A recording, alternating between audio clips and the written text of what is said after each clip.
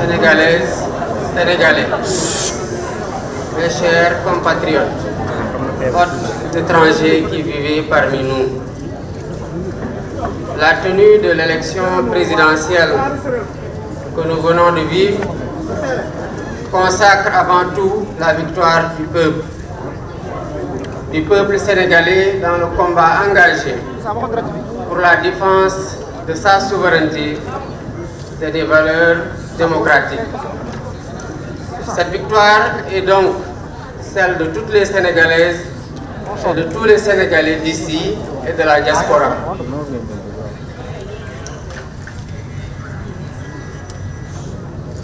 Rendant grâce à Dieu de nous avoir permis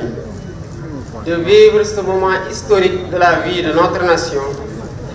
je voudrais remercier le peuple sénégalais pour le choix porté sur ma personne et au-delà de ma personne sur le projet que je porte et partage avec de nombreux compatriotes. Je salue la posture des autres candidats qui, sans exception, ont honoré une tradition bien sénégalaise sans même attendre la proclamation des résultats officiels par les instances habilitées de l'État. Leurs messages de félicitations sont le témoignage éloquent de leur grandeur, de leur humilité, de leur attachement aux valeurs républicaines et aux principes démocratiques. Je salue la posture du président Macky Sall, dont la vigilance et l'engagement ont permis de garantir un scrutin libre, démocratique et transparent, assurant ainsi un résultat reconnu par tous les protagonistes. Tout en regrettant les peines et les souffrances vécues ces dernières années, les vies brisées ainsi que celles qui ont été perdues, je voudrais reconnaître et saluer l'attachement de notre peuple à la démocratie, à la justice et à l'égalité. Je remercie et félicite aussi tous les leaders de partis politiques, associations, mouvements citoyens et personnalités indépendantes qui ont cru en notre projet et rejoint ou soutenu la coalition Diomaye Président. Je m'associe aux autres candidats. M'associant aux autres candidats, je voudrais féliciter les services de l'État qui ont assuré l'organisation matérielle de l'élection. Les observateurs internationaux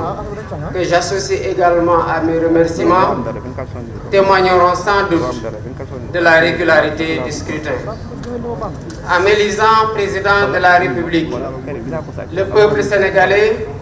a fait le choix de la rupture pour donner corps à l'immense espoir suscité par notre projet de société, que notre projet de société a suscité, et donner corps à ses aspirations. Je m'engage à gouverner avec humilité, dans la transparence, à combattre la corruption dans toutes les échelles, à toutes les échelles. Je m'engage à me consacrer pleinement à la refondation de nos institutions et au renforcement des fondements de notre vivre ensemble. Je lance un appel à nos frères et sœurs africains pour qu'ensemble nous consolidions les acquis obtenus dans les processus de construction de l'intégration de la CEDEAO, tout en corrigeant les faiblesses et en changeant certaines méthodes,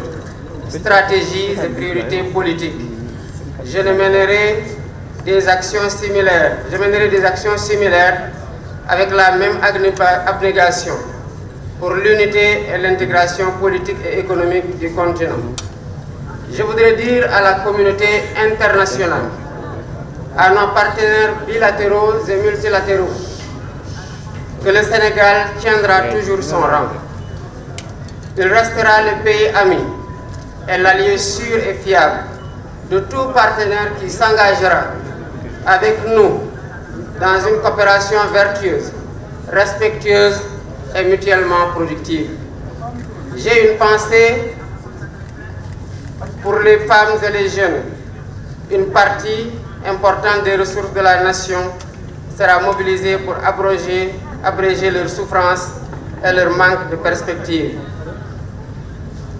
Le peuple sénégalais a compris et choisi. Ce projet que le peuple sénégalais a compris et choisi permettra de libérer l'énergie créatrice qui sommeille en chacun d'entre nous et de mobiliser et valoriser les importantes ressources humaines, spirituelles et naturelles dont regorge notre pays pour en faire le moteur de notre sursaut. Au vu des urgences qui étreignent et de l'espérance placée en nous, nous travaillerons de manière acharnée et méthodique autour des chantiers prioritaires dont les plus importants à nos yeux sont la réconciliation nationale et la reconstruction des bases de notre vivre ensemble, la refondation des institutions, l'allègement sensible du coût de la vie, les concertations nationales inclusives, sectorielles sur l'évaluation et la relance des politiques publiques. Mes chers compatriotes, cette élection est intervenue dans un contexte marqué par une crise préélectorale qui aura coûté des vies, qui aura fait de nombreux blessés, qui aura vu de nombreux patriotes emprisonnés. Nous entendons tourner cette page pour réconcilier les cœurs, réconcilier les Sénégalais et nous mettre inlassablement au travail qui devra marquer et réaliser l'espoir qui a été suscité par mon élection et le projet dont je suis le porteur. Mbokki Sénégal gannaaw bi ñu sant Yàlla ñu ngi féliciter ndokkeel peuple sénégalais di wax ne lii xew ci élection présidentielle 2024 bii élection la boo xam ne ndamal peuple sénégalais la wone ndax askan Sénégal mi dafa xeex pour que élection am dem ci jàmm wote ji tànn ab président ci jàmm ñu sant Yàlla nag ci bum ñu mayee ñu doon ñoo xamante ne ñoom lañ tànn doon ñoo xamante ne fekkee nañu li xew fekkee nañu tamit fu ñu utee pexe te jàpp nañu ne taxaw nañu ci tànneef boo xamante ne dina ubbi yeneen yoonu yaakaar pour askanu Sénégal yépp di rafetlu candidat yi nga xamante ne bokkoon nañ ci élection bi te Yàlla dogal ne gañewuñu waaye ñoom ñépp kenn desul am même taxawaay bi maanaam ñii wooma ñii bind ma message ñii wax ko publiquement pour jaajëfal tamit ñi nga xamante ne ñoom laa àndal seeni message ak seeni woote wone na rek mot nañu kilifa te mote woon nañu tamit lu ñu doon sàkku ci askanu Sénégal maanaam ñu tànn leen pour ñu jiite réew mi liggéey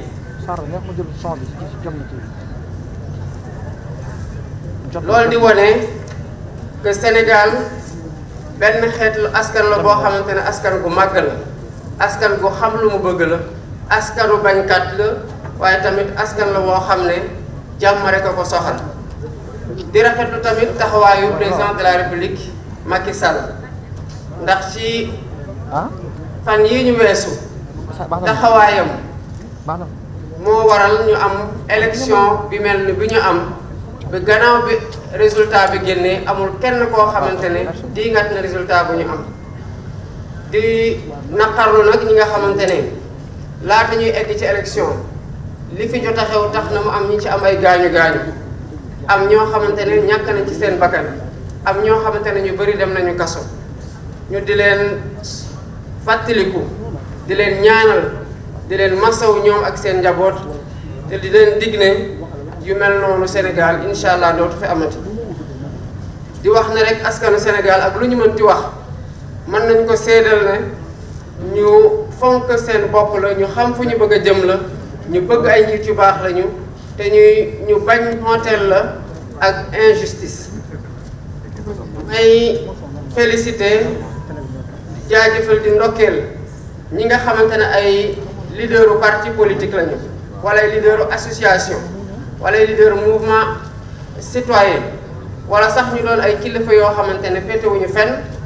waaye jàppale nañu wala ñu woote pour ñu jàppale ñu wooteel candidat Bassirou Diomaye Faye ba ñu am ndam lu ñu am. di bokk tamit ak yeneen candidat yi nga xamante ne nangu nañu résultat bi di ndokkeel kuréelu nguuru Sénégal yépp nga xamante ne ñoo am taxawaay gi war pour ñu am élection bu tax biñ ca génnee résultat biñ ci am kenn dingatul ne résultat bi résultat bu ñu nangu la ndax élection bi jaar na yoon. ñu di leen di jaajëfal bu baax a baax a baax ñu gëm na nag ñi nga xamante ne jóge woon nañ bitim réew wala ñu nekk sax ay doomu réew mi doon saytu élection bi pour xool ba xam ndax jaar na yoon dinañ taxawee même seede gi nga xamante ne moom laa doon def nii. bu ma Sénégalais yi falee nag ma doon seen président tànn nañu doxalin goo xamante ne wuute nag li fi nekkoon ndax xëy na bu ñu bëggoon li fi nekkoon dañuy falaat rek ñi nga xamante ne ñoo bëggoon a wéyal li fi nekkoon muy donc tànneefu rupture pour wane pour yaakaar gi nga xamante ne suñu candidature jur na ko suñu élection suñu projet de société bi nga xamante ne leader yi ñu àndal yëpp jàpp nañ ci jur nañu ko ñu mën ko fësal te fas yéene ko doxal nag ak dal ak yoonal ak jub ak jubal ak jubanti waaye tamit ak jox cër gu mat askanu Sénégal yëpp ndax gannaaw ñoom lii mënul woon am tànneef gi seeni tànneef la jëmukaay bi ñoom ñoo koy wone te bu soobee yàlla dinañ ci ànd ak doomu Sénégalais yëpp. loolu nag mënta am tànk taxawuñu ci xeex guerre ba pare jël lépp loo xamante ne mën nañ ko ci suñu kattan suñu xam-xam ànd ceeg Sénégalais yi bëgg a bokk ñun ñëpp ak liggéey bi pour tabaxaat Sénégal goo xam ne kuréel yi ngànk banque faasu réew mi muy institution yi dañu leen di dooleel ba bu ci ne taxawaay gi war di doxal li nga xamante ne moom mooy si cër. nara taxaw tamit tem pour lii nga xamante ne moom la ñu am te mooy suñu alal gu gën a fort muy jàmm ji am Sénégal mbokkoo gi am Sénégal dinañ am taxawaay gu mat sëkk def ci suñu kéemtalaay kattan ànd ci Sénégalais yëpp pour jubalewaat Sénégalais yi tappewaat xol yi ndax bu ko defee féewaloo bi mën fee deñ ñu mën a jubli ci liggéey gi nga xamante ne moom lañ ñu xaare ndax yónnee nañ ndaw askanu Sénégal yónnee ndaw waaye yàkkamte na lool ndax sonn nañ lool ci lu ñu nekk. ma di woo rek suñu mbokku Afrique di leen wax ne li nga xamante ne liggéey nañu ko ci booloo ku mu nekk ci biir CEDEAO wala ci biir yeneen ensemble yu mel ni noonu taxawaay gi ci président yi ma jiite njëkk a ñëw Sénégal taxawaay gu mel noonu wala bu ko raw lañ fas yéene am pour que liy place su Sénégal ci biir Afrique ñu continuer ko téye ba pare gën a avancer Afrique li nga place su Afrique ci biir àdduna fexe tamit ba africains yi li nga xamante ne bëgg nañ ko ci Afrique mën a am taxawaay boobu mën a am melokaan boobu. ñii nga xamante ne Sénégal yàgg naa jëflante ak ñoom ñu di leen woowee les partenaires bilatéraux wala multilatéraux ñu ngi leen di wax ne Sénégal du dañ di doon dëkk bu mu mës a doon maanaam dëkk goo xam ne ab taxaw respecté ay engagement am la taxawee dëkk boo xam ne wóor ci jëflante ak moom la taxawee dëkk boo xamante ne fas yéene lëkkaloog bépp dëkk boo xamante ne taxaw nga ci respecté coopération boo xamante ne Sénégal daf ciy gis boppam ñoom di gis seen bopp mu doon coopération jëflante boo xamante ne dañoo respecté ci suñu aada ci suñu cosaan ak ci suñu jëmukaay te tamit doon coopération boo xamante ne ku ci ne da ciy gis boppam. lii nga xamante ne mooy lu ñu am te bokk ko muy alalu askan wi lépp lu ci war pour ñu sàmm ko pour ku ci ne foo nekk li ñëpp bokk nga mën ci jot taxawaay boobu dinañ ko am ànd ceeg Sénégal yépp yi nga xamante ne ñu ngi biir réew wala ñu ngi bitim réew waaye am nañoo yéene seen xam-xam ak seen alal ak seen jot ak seen doole ñu dugal ko ci liy doxal Sénégal.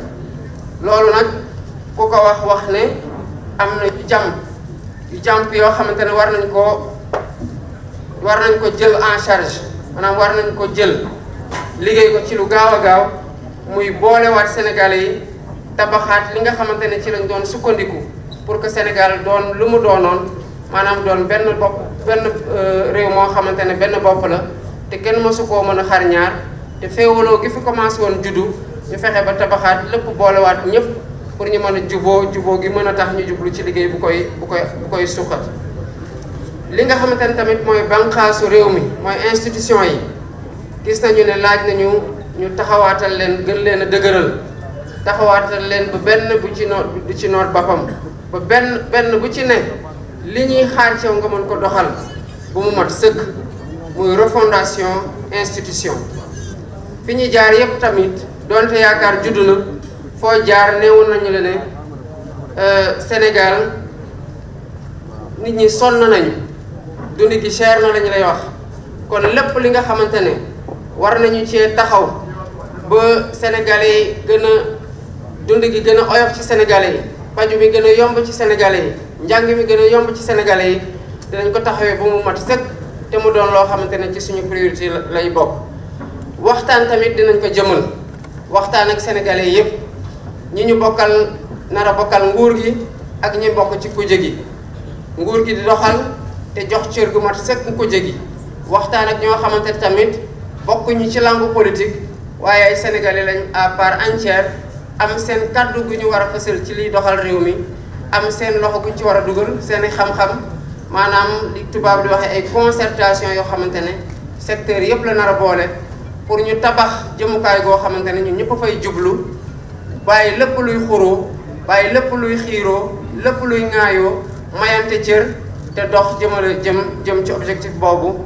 mooy objectifu relance politique publique yi ak économie.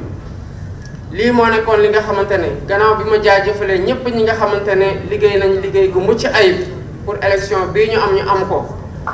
taxawaat tamit ci point bi nga xamante ne moom laa bëggoon a mujjee pour nit ñi jàpp ko bu baax tamit mooy biir coalition Diomaye président ay doomu Sénégal ñoo ci nekk ñi nekk ci beneen boor bi tamit di kuje gi ay doomu Sénégal ñoo ca nekk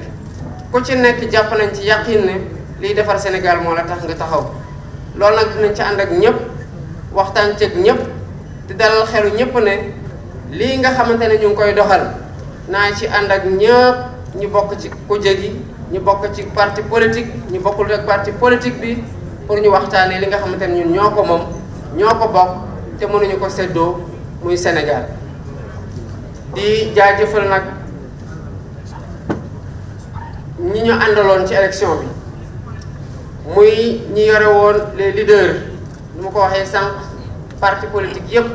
ñu bokk ci coalition Diomaye président di jaajëfal tamit ñi nga xamante ne ñu ngi àndoon ak ñun yore suñu kaaraange muy sécurité bi di jaajëfal tamit ñi nga xamante ne ñu ngi àndoon ak ñun yore communication bi wala ñu yore organisation bi bu ñu def campagne bu mucc ayib bu fépp fu ñu dem fekk fa ay Sénégalais ñu teertu ñu waxtu gu ne ñu di leen jaajëfal ñoom ñëpp fu ñu egg ak fu ñu eggul te di réserver nag une mention particulière à un homme je pense que j'ai pas besoin de le citer pour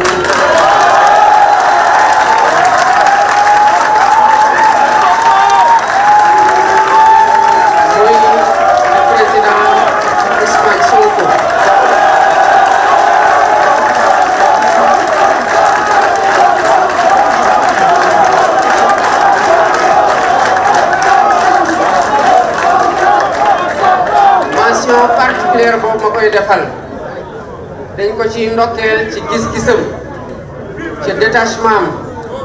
ci désintéressement am ci xalam bu ñor ak ci xalaatam yu rafet yoo xam ne moo tax ñu taxaw coalition Diomaye président moo tax projet bi am candidat ba Sénégalais yi amoon yéene jëmal projet boobu ba xool promesse yi ci nekk yaakaar gu mu jur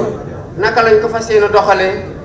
bu nekkoon kenn koo xamante ne rek day wax ne man kese bu dul man du doon keneen ci gannaaw kon loolu du mën a am waaye yemul ci loolu parce que dafa takk ndigam takk ay dalam sol yéeram yendalul fanaanalul guddeeg bëccëg suba ak ngoon soit ñu ànd soit mu jël axe ma jël beneen axe muy battre campagne matin au soir 6 heures du matin ñu koy gis muy battre campagne 2 heures du matin ci bëccëgu ndar kam ci suba teel donc jaar na fu ne def na lu ne te lu ci nit ñi gis rek ci lu fës nañ xam ne lu ñu gis mu def ko ci lu fësul moo ëppi solo ci lu waral résultat bi tey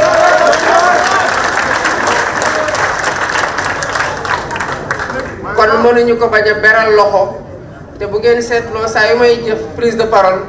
dama koy mujjee pour que nit ñi doon bu ñu dee tàggoo nit ñi nekk lu ñu mujjee retenir parce que bëgg naa bu nit ñi retenir dara ko loolu bokk loo xamante ne ci discours bi nu mu gudd wala nu mu gàtt loolu du bokk ci lu ñu fàtte kon ñu ngi koy ñaanal yàlla may ko gudd fan may ko wér-gu-yaram ba yéene gi nga xamante ne ak ñu ci àndal yépp ci liggéey bi am na ko ci ñu mën ko doxal ci Sénégal mu Sénégal bu naataange Sénégal bu ñu may cër bàyyi ko xel gën ko fonk ci àdduna ak ñu teg ko tamit ci loxo yoo xamante ne ay loxo yu wóor la combat yi nga xamante ne daan nañ ko xeex mu doon combat yoo xamante ne combat suñu génération la mais du doon combat prochaine génération bi parce qu'il nous faut avancer résolument vers le progrès économique, social et culturel.